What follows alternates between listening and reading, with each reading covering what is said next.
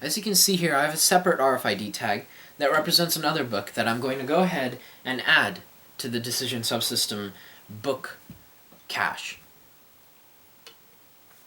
As you can see, it sees the Decision Subsystem found that I added my English book.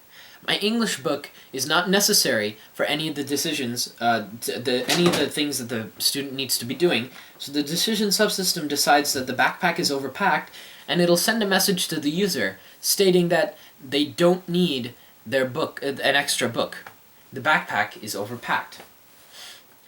The Decision Subsystem accomplishes this task by using sendmail.ssl, which is a jar file that I added in to the Decision Subsystem logic program that basically allows me to access the text messaging gateway on my ISP.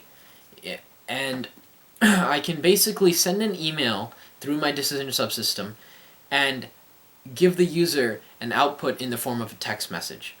The Decision Subsystem also implements a serial communication software in order to read from the Raspberry Pi from the XB Pro. The XB Pro communicates using serial data from this backpack module through PAN. Now, when an event occurs, when a serial event occurs, a serial event being a communication between this XB and this XB occurs, this jar program that I've input into the Decision Subsystem will understand that there has been a serial communication on the line and will read the data in a certain structured form. The RFID tag has certain addresses for each of the RFID. The RFID tag reader has certain addresses for each of the RFID tags. The RFID tags are patch antennas that are energized when they are in the vicinity of the RFID sensor.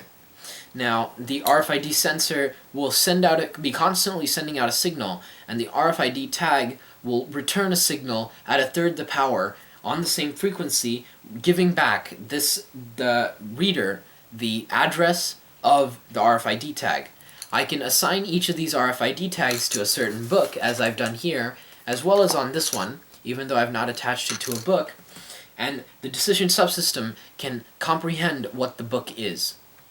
Now, this is expandable to the Locker module system. The Locker module system can also read books and perform communication tasks with the Decision Subsystem to perform more advanced decisions. The entire concept of Internet of Things and the aggregation of data is to improve the decisions that are made to the user by increasing the number of inputs provided to decision subsystems or devices in general. Now, the Locker module acts as an auxiliary input.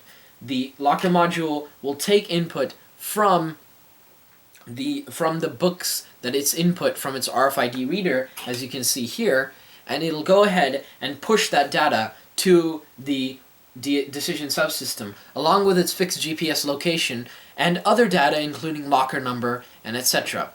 And the backpack and the locker basically allow the decision subsystem to decide whether or not a student's book has been lost. I may have loaned my book to a friend and completely forget it later today when I need to do my history homework.